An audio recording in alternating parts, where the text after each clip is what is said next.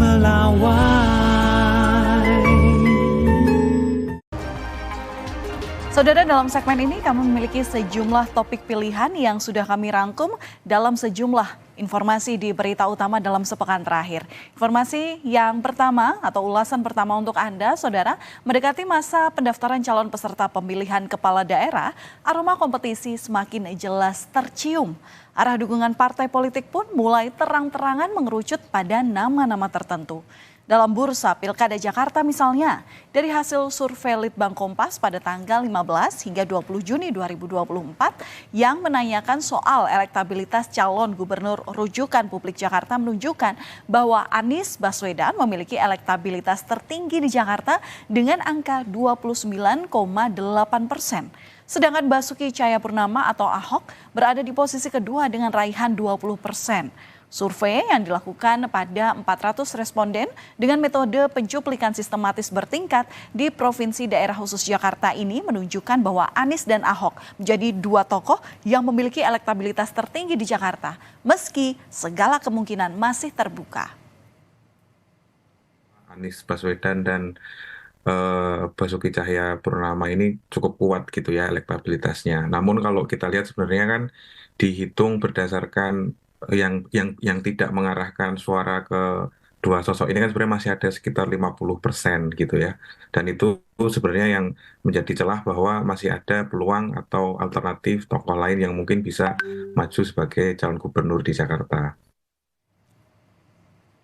Menyikapi tingginya elektabilitas Anies Baswedan dalam survei Litbang Kompas periode 15 hingga 20 Juni 2024, Ketua DPP PKS Mardhani Alisera mengaku bahagia.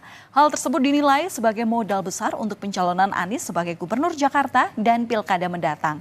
Sebelumnya, PKS secara resmi telah mengusung Anies Baswedan bersama Sohibul Iman sebagai bakal calon gubernur dan bakal wakil gubernur Jakarta pada tanggal 25 Juni 2024. Ya sekali, survei Mas Anies tertinggi di Jakarta.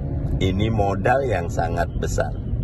Tapi kemungkinan dinamis masih ada. Karena itu buat PKS, kerja besar sekarang adalah door to door campaign dan terus memasarkan aman Anies Sohibul Iman.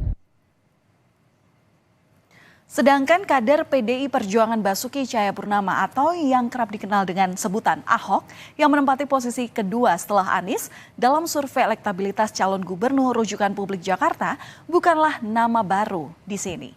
Sempat menjadi gubernur Jakarta pada periode 2014 hingga 2017, Ketua DPP PDIP bidang perekonomian itu meraih suara cukup tinggi di angka 20%. Meski dinilai masih memiliki daya pikat, partai tempat Ahok bernaung yakni PDI Perjuangan mengaku belum memutuskan nama jagoan untuk berlaga di Pilkada Jakarta.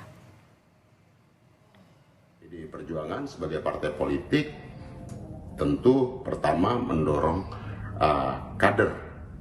kadernya untuk menjadi pemimpin di Jakarta. Lagi-lagi ini semua harus dikomunikasikan ke antar partai politik. Jadi bagi kami sesuai dengan juga hasil survei Litbang Kompas di mana warga Jakarta sebagai pemilih rasional ternyata tidak menginginkan figur yang coba-coba minim pengalaman,